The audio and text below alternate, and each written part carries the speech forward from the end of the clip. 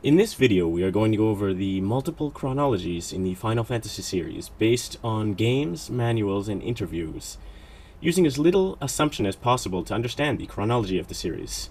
Although I would like to be able to connect all of the possible Final Fantasy games by reference to characters such as Gilgamesh, who appeared in Final Fantasy V, and then later in the worlds of 4 and 8 looking for Bart's, after which he appeared in 12 and 12 Revenant Wings, as well as others such as 9 and 13, which may or may not technically be before his 5 appearance.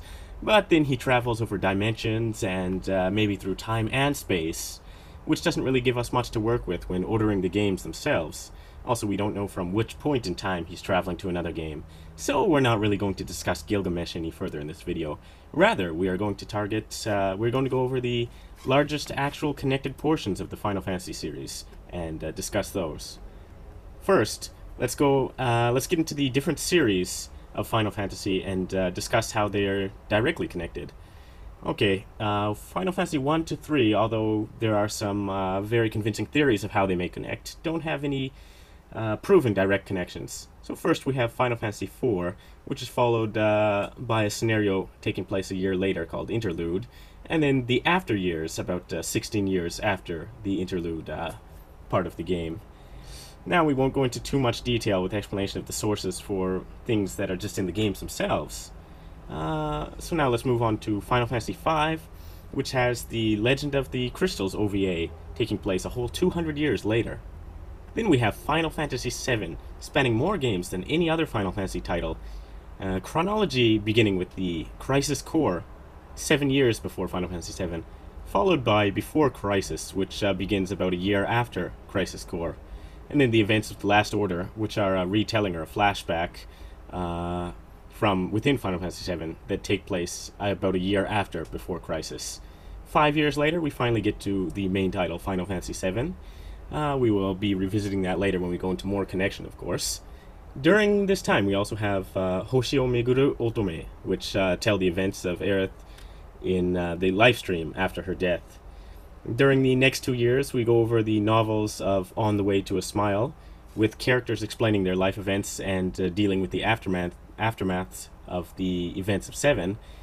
And following this, we have Final Fantasy VII Lateral Biography Turks, The Kids Are Alright, a novel going over the Turks' past and their current state, taking place about 2 years after 7 and directly before the events of Advent Children, which is also set 2 years after Final Fantasy VII.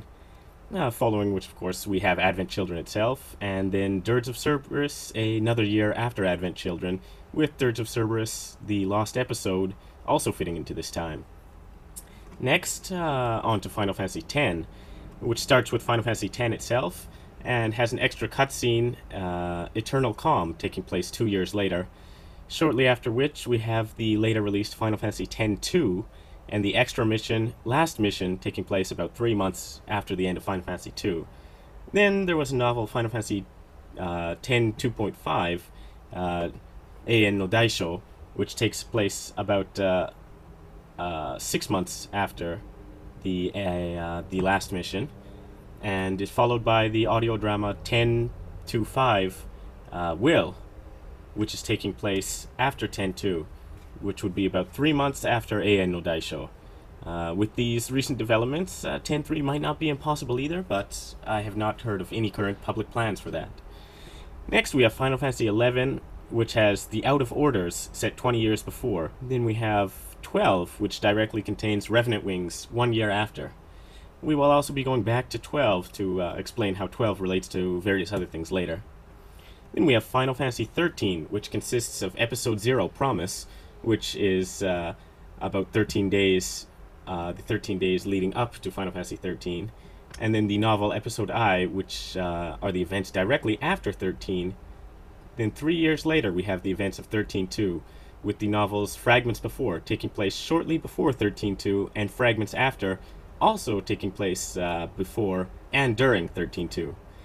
A whole 500 years later, we finally have Lightning Returns, and there's also a book planned to be released revealing episodes during the 500 years between 13.2 and Lightning Returns. Alright, and then next we would be moving on to 14, which isn't really a series per se yet, but does have some direct connections to other games, so we will be getting back to that later as well. Now, getting into some series, which due to time issues we won't be going over too much in detail. We have Crystal Chronicles, containing of 6 installments, all taking place in the same timeline. The Final Fantasy Unlimited, mostly an anime series, with several written entries as well, taking place in one timeline. We have Type 0, which consists of a manga series set 9 years before the events of the rest of the series. We have the Dissidia series, which also consists of the duodecim part of the game, and even though that game also consists pretty much everything in Dissidia, it is pretty much considered a prequel to Dissidia. And then we have Theatrhythm, which only consists of 2 games in the same order as their release.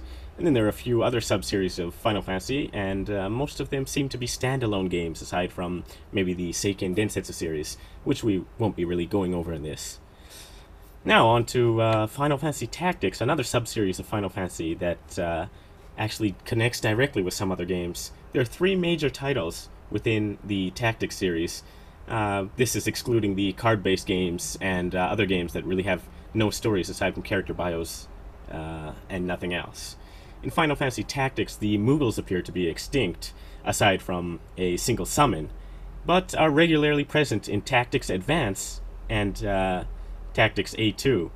One of the main characters in Tactics Advance and A2 is the Mughal Mont Blanc, who also makes his appearance during a certain other game we'll talk about in a moment here.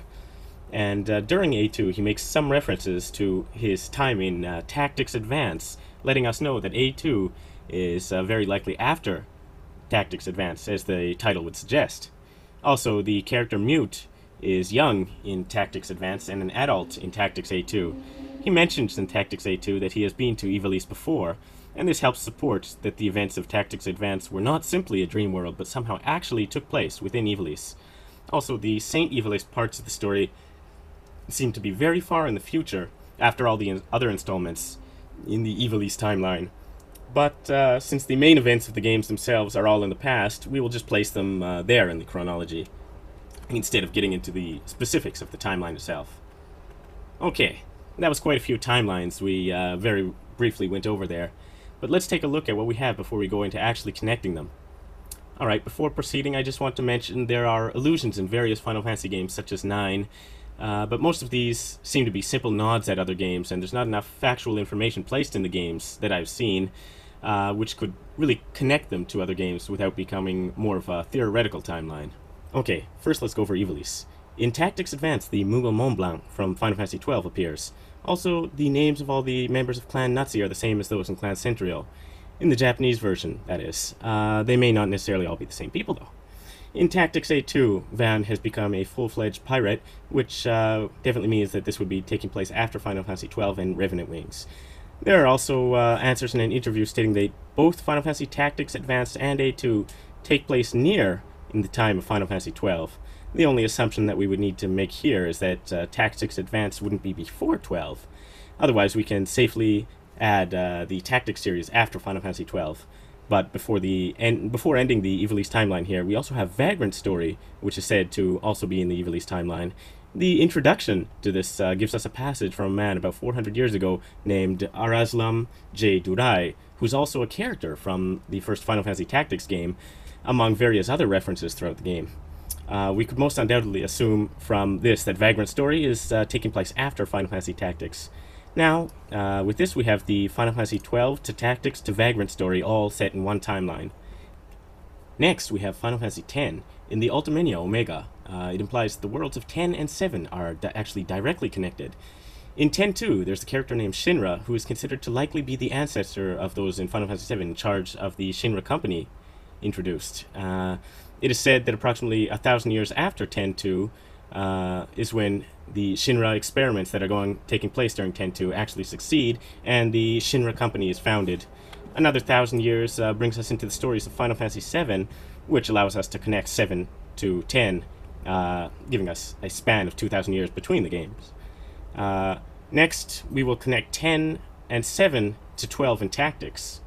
And how we do this is that Cloud, who appears in Final Fantasy Tactics and 7, is not simply just a cameo character in Tactics, but actually goes into that time during his period in 7 when Cloud is in the life stream. He is sucked through time and perhaps space into the world of Evilis, giving us a parallel connection with 7 and Tactics. Furthermore, there are also events in 14 in which Shototo from 11 travels dimensions to get into 14's world, as well as Lightning being transferred into 14's world by a god during her time after 13-2, allowing us to connect both 11 and 13 parallel to 14. Now, if we take another look at the timeline here, it goes something like this. Now, I'm not stating for a fact that 10 can't come before or after 12, as perhaps at some point Cloud just traveled into the past or the future. Same goes for 11, 13, and 14. However, the parallel connection is existent and stated within the games themselves. Therefore, this is the only way we can directly connect these games without making the timeline more theoretical. I would also like to be able to connect other titles in the series, as I mentioned at the beginning, to the chronology. And there are some convincing arguments I've heard that, such as 2 connecting through 4 or 3 to 8. But despite various illusions, there's not quite anything solid enough to do so at this point. Also, as I had mentioned at the beginning, connecting games via Gilgamesh is not something that can really be done currently, as we're not sure exactly from what game he travels to get to another game. But without a doubt, even more of the Final Fantasy games, aside from the ones I have listed here, have some sort of connection to each other, whether they are parallel timelines or connected directly in a single chronology. But that is how we have Final Fantasy connecting. Is it over? Is God really dead?